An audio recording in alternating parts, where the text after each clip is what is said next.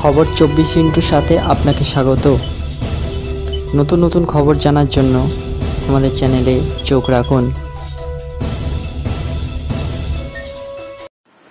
নমস্কার দর্শক বন্ধুরা, খবর 24 আপনাকে স্বাগত। বাংলার 20 দফার আসন আগেই দিয়েছিল বিজেপি, তারপর 42 আসনে প্রার্থী দিয়েছিল তৃণমূল। তবে কংগ্রেস বা বামেরা এখনো প্রার্থী তালিকা প্রকাশ্যে আনেনি। কানাঘুষো শোনা যাচ্ছে কংগ্রেস ও আইএসএফ এর আসন সমঝোতা না হওয়ার জন্য এই টালবাহানা। কিন্তু বাম শিবির সূত্রে খবর, চলতি সপ্তাহে প্রথম দফার তালিকা ঘোষণা করতে পারে বামফ্রন্ট। যদিও বামফ্রন্টের শরিকরা চান বৃহস্পতিবারই প্রথম দফার প্রার্থী তালিকা ঘোষণা করে দিতে। শরিক দলগুলির সঙ্গে এক দফা বৈঠক আগেই করেছে সিপিআইএম নেতৃত্ব। বৃহস্পতিবার প্রথম দ্বিপাক্ষিক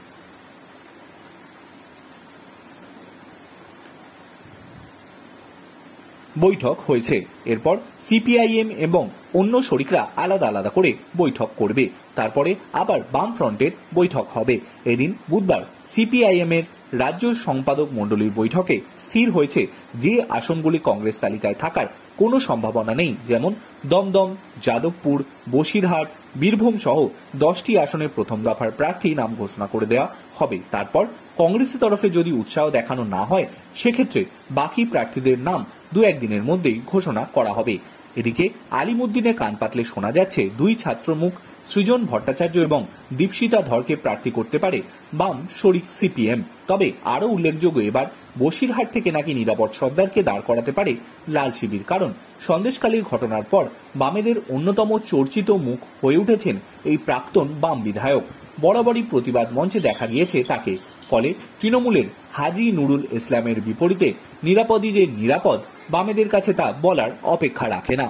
তবে বসিরহাটে বরাবরই লড়াই করেছে সিপিআই, তাই নিরাপদ বাবুকে সেখান থেকে প্রার্থী করার জন্য সিপিআই কে বনগা থেকে লড়ার অনুরোধ জানানো হচ্ছে সিপিএম এর তরফে। এদিকে কংগ্রেসের সঙ্গে জোট হবে কিনা তা নিয়ে এখনো আসেনি কোনো সবুজ সংকেত।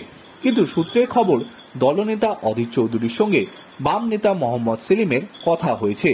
অপরদিকে আইএসএফ আবার বামেদের থেকে 14টি আসন বেশি চেয়েছিল, তার মধ্যে বসিরহাট অন্যতম।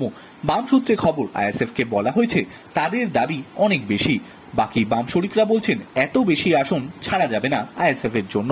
সূত্রের খবর, এই আবহে এদিন বিমান বসু সহ বাম নেতৃত্ব বৈঠকে থাকা আইএসএফ প্রতিনিধি দলকে জানিয়েছেন 2টি আসন ছাড়া যেতে পারে নওশাদ সিদ্দিকীর দলকে।